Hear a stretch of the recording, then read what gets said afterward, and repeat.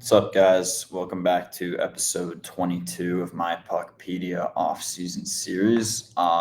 It's been a couple weeks since I've done an episode, and that's mostly due to free agency happening before I was able to finish the rest of these videos. And I didn't want to just make videos right before or like right after free agency, and then teams go and sign different free agents an hour later, and the whole video doesn't matter. So I kind of wanted to give it some time to cool off, so that we can really look at like kind of what the trade market's looking like now that teams have gotten all their free agents, minus a few names that are still out there. Um, but most of these videos now are probably going to be a little bit shorter and more trade heavy. However, this video is probably not going to be shorter because episode 22 today is on the Pittsburgh Penguins, probably the busiest team this offseason, and I'm sure that will continue. So, looking at the team right now coming into the offseason, they have $13 million in projected cap space. They have a lot of second and third round picks over the next few years. And they have a lot of trade chips as well that can bring in some first round picks. So I do think the Penguins will trade Raquel and Carlson this offseason. I don't really see them trading Rust. Not this offseason. I think Rust will be a deadline move probably. Um, and I'm a Penguins fan, so I know Rust will be a consistent 60 plus point guy, even though he's 33. I'm not worried about a dip in his production at all, especially playing alongside Crosby, just because the two of them have great chemistry together. But I do think if you're smart, you trade Raquel and Carlson this offseason.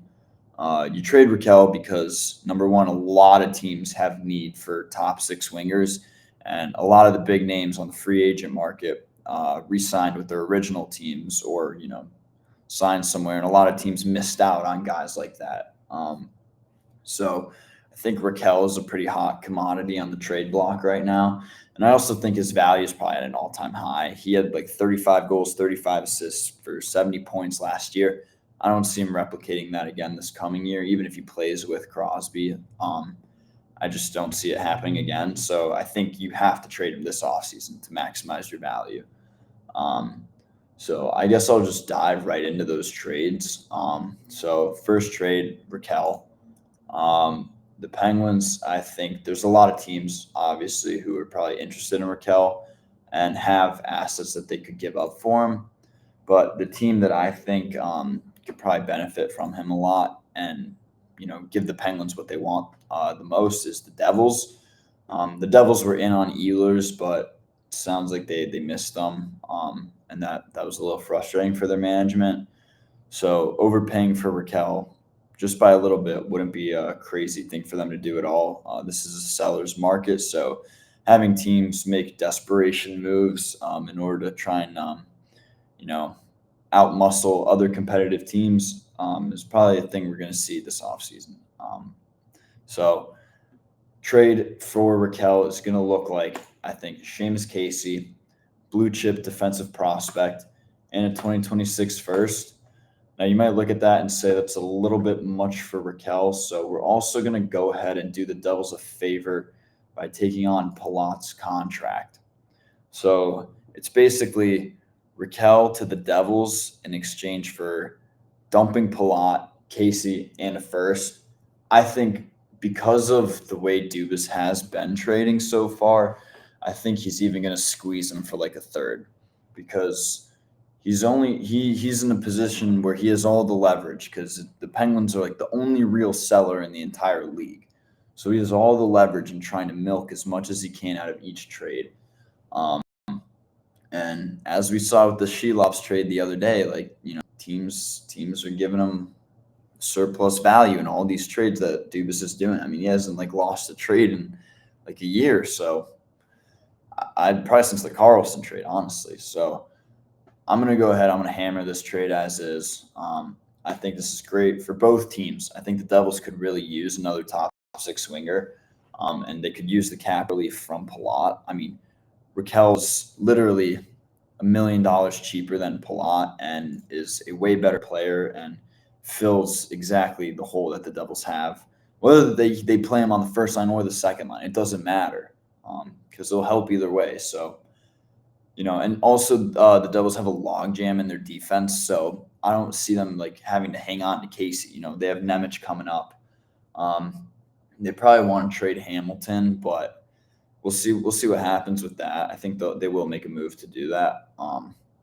But either way, you don't really need Casey because they already have so many roster defensemen. So there's no, big need for him in the future. So we're going to go ahead. That trade's going to go through.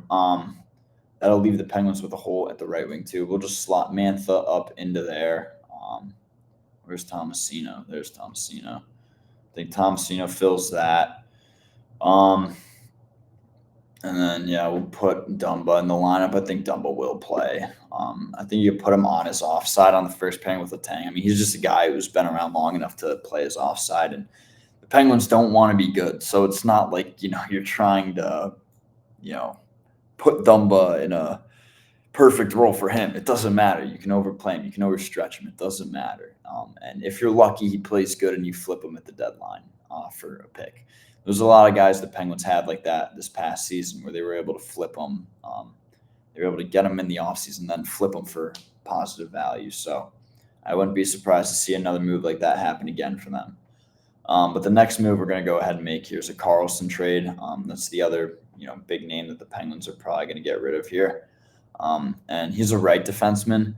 And a team that needs some right defense right now is the Carolina Hurricanes. So I'm going to go ahead and I'm going to send him to the Hurricanes. And the Penguins, again, are going to get a pretty big return there for him. So I see them getting a first for sure. And that is because I think they'll retain 50% on him. No team's going to want Carlson at $10 million. The Penguins could give him away at $7 million or whatever, but I think you get more value by just retaining as much as possible. And that also leaves $2 million extra dollars in cap flexibility for Carolina for the next 2 years. If you get them at $5 million instead of $7 million, and $5 million just makes the contract a whole lot more eatable, just because the role he's going to play is purely offense. You're not going to get any defense out of him, so bring him in at $5 million just to play on your power play. Kind of take Burns' spot now that Burns is gone. And I think that fills Carolina's need perfectly. But I think the Penguins are going to milk him again. I think you're going to get a first and you're going to get a prospect in Bradley Nadeau. Just because this is a little bit too much in favor of Pittsburgh, I'm going to add the Penguins third in 2026 just to sweeten the pot a little bit. And then, again, like I said, these trades don't look fair. They don't look fair, but realistically, these are the packages Dubas is going for. So you can hammer me in the comments all you want for, 2 one-sided, 2 in favor of the Penguins. But this is what it's going to probably look like. Dubas is going to get value out of it just because he has all the leverage against every team in the league right now. They're the only seller, so they're going to milk what they can out of every trade. So I don't care, what people think of if they're unrealistic or not. It's realistically what's going to happen. So bang. Go ahead. Nadeau will probably play in Wilkes-Barre next year. Maybe he'll get a call up at some point. I wouldn't be surprised by that at all, but I'm not going to bring him up to the NHL roster here just because I do see him playing again in Wilkes-Barre. And the Penguins kind of also have a little bit of a logjam at forward. But there's a lot of guys they could flip this offseason just for some mid-round picks like Hayes, Achari, Brazeau, even though they just got him, Lazat, Heinen, like all these guys could easily just be flipped for like a 3rd, 4th, 5th round pick, different for each one of them. But, that would create some roster spots, but there are a lot of them. But there are teams out there that could also use some depth. So you never know what's going to happen there. So speaking of flipping guys for picks, a team that could use some depth right now is the Maple Leafs. I don't really want to see the Penguins take on Kampfer Yarncroke's contracts as a cap dump, just because, like I said, the logjam in the bottom 6. So unless you could put one of them on LTIR, I don't want to do that, but I don't think that's possible. But I think they will flip them somewhere, whether that be like Chicago, maybe Boston, maybe San Jose, Columbus. Although Columbus is going to be good, but Columbus, they're going to try and compete next year. I don't know if they'll make the playoffs, but I think they are in a win now type of window that's just starting to open. So, and they have a lot of young pieces that they kind of want to build on. But irrelevant to this video.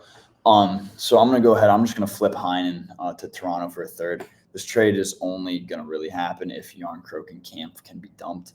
Heinen is definitely an upgrade from those two. And for a third round pick, I mean, if you're the Leafs, like, what do you need a third for? I mean, you want to find a top six winger. But the reason I didn't trade Raquel to the Leafs is I think the price for Toronto would have to look like Easton Cowan and at least a second, probably a first, but they won't have a first till 2028.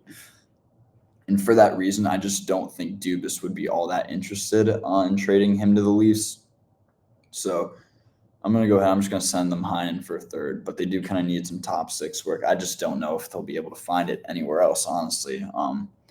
So I would actually rather get Easton Cowan and a first from Toronto than maybe that trade with New Jersey, just because the thing the Penguins are lacking the most now is that top-end prospect, which Cowan is. But obviously Toronto fans are going to cry and say it's unfair if that trade were to happen, or if I would have put that trade in this video. But I think if you're the Leafs, that's the price you got to pay, because either you pay that or you don't get a top six upgrade at all. So I think they don't get that top six upgrade. I think Raquel goes somewhere else. Michelli plays on your second line, and then that's why you trade for Heinen, who plays on your third line. So that's another move done with. The Penguins also just traded for Artur Shilovs yesterday or 2 days ago from the Canucks. So that now creates a bit of a logjam for the Penguins at goaltending. You have Jari and Shilovs as your NHL goalies for next year as of right now.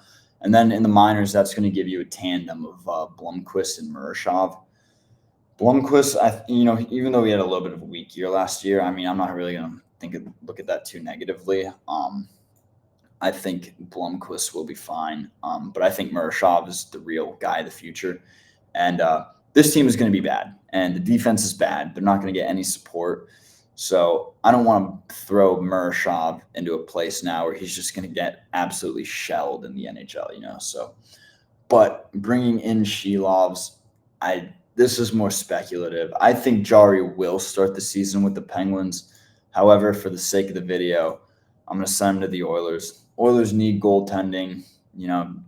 If you want to run back Skinner Pickard for another year, that's just not cutting it. You're just shooting yourself in the foot by doing that if you're the Oilers. So I'm going to go ahead. I'm going to send them Jari, 50% retained. So we'll do 2687 500, 50% on the dot. And it doesn't have to be for much at all, like a third. I think Jari's a great goalie. Two-time All-Star. I've seen great flashes from him. The only issues is he had a bad year last year, which is why people think so poorly of him, which I get it. I kind of do too. His stock in my mind isn't as high as it once was.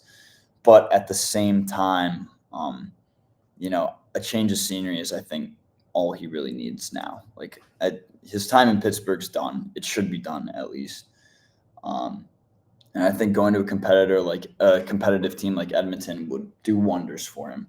The only issue is I think he would still be an inconsistent playoff goalie. So if Edmonton were to trade for him, they would think they're getting an upgrade, but come playoff time, just like I've seen time and time again with Jari, I think he'll fold when it really matters most, which you don't want to see if you're Edmonton, but I just don't think, people are fully aware of that about Jari unless they watched him for years and years. So that's just one of those things. I only know because I've seen it a lot. So I'm going to go ahead and send him to the Oilers, though.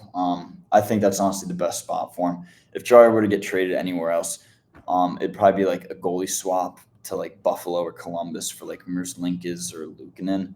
But I just don't think the Penguins have any interest on just taking on an equally bad goalie contract for just as long, just because it doesn't get you anywhere. It doesn't do anything. So I think flipping him to Edmonton, where you get some value out of him because Edmonton's in such a dire spot for a goalie, I think that's the perfect move for Jari to make about Jari. You know what I mean? So Now looking at this roster, let's see. Now I got to tweak this roster. So McGroarty, they have in the minors.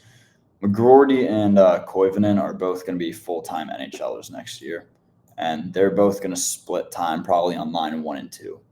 A lot of the Penguins rosters I see on Puckpedia have them on, line 3 or whatever, but I don't think people realize that these guys are both going to be top 6 guys next year. And they both played really good last year when they were in those top 6 roles at the very end of the year. So I think Koivunen was like point per game, and McGroarty played pretty good as well. So I have no problem putting them both in the top 6. And again, the goal this year is not to be good. The goal is to get McKenna.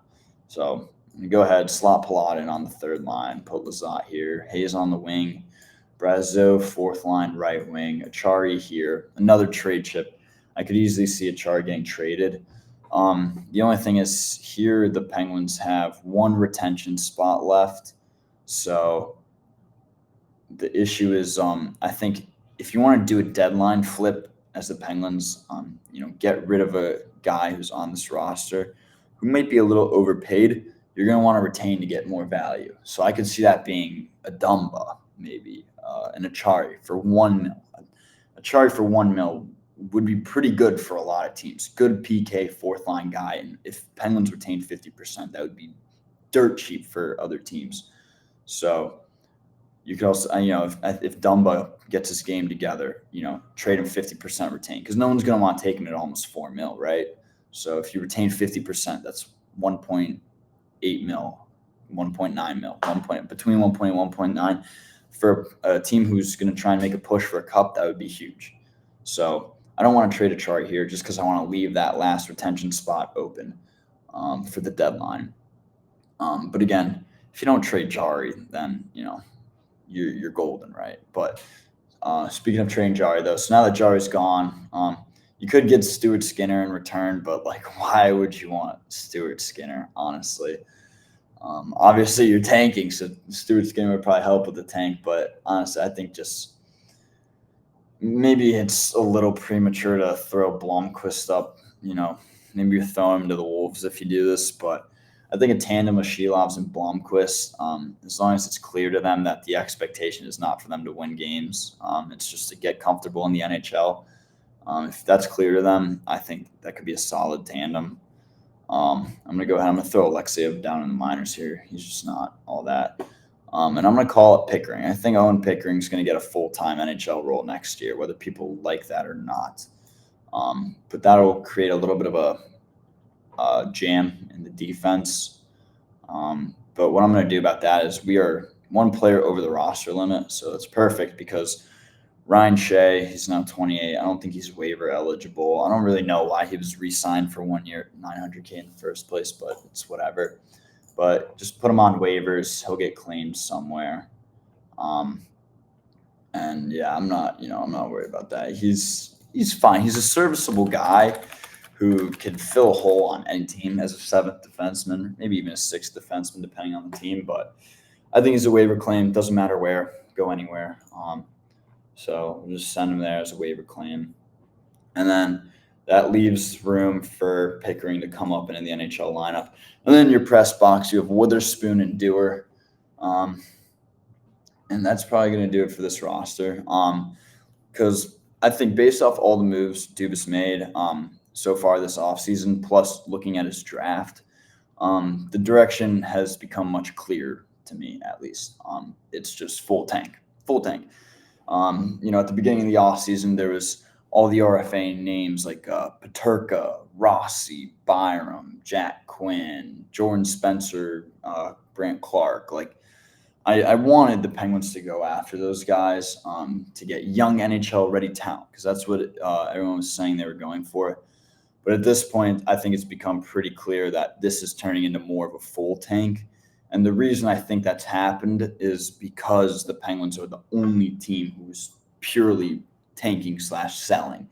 Every other team in the league is still trying to make winning moves or upgrade moves. Like Chicago and San Jose are not going to be great teams next year, but they're trying to get better, right? They're not straight up tanking. So they're not trying to give away their semi-valuable assets.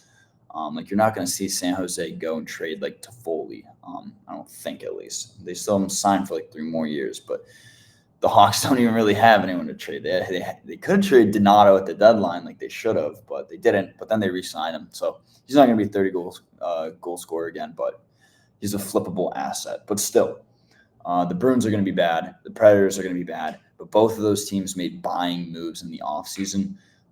Tanner Jeannot contract. I mean, holy, like, maybe I'll do a free agency recap video when I'm done with this series. After these last few guys are signed, like there's still like a few names left on the free agent board, like Grzelcyk and Roslovic, and I think Kovalenko, but nothing major at this point or anything significant that's going to majorly push the needle for a team. Other than those two guys, Roslovic and Grzelcyk. So I'll probably do that sooner than later. I just got to crank out the rest of this series first. But yeah, so that's going to do it for this video. I appreciate you guys watching as always. If you want to leave a comment on the roster to let me know your thoughts, do that here on YouTube or in the description. I will link the roster on Puckpedia directly, so you can go onto the roster and comment on it directly. Either or is fine. I'd like to see the feedback. I like to see people's thoughts on these rosters. Obviously, on Puckpedia, I'm going to get some hate because it's just going to be people who see me post it and they're not going to hear my reasoning for all of it. But yeah, a lot of the moves, again, these are going to be overpays for other teams if they want these assets, just because that's the way the market is right now, and that's the game Dubas is playing. So if they want the assets, they got to play the game. So I'm yapping, but appreciate you guys tuning in. I will catch you in the next one. I believe that'll be San Jose. So yeah, appreciate it. Peace.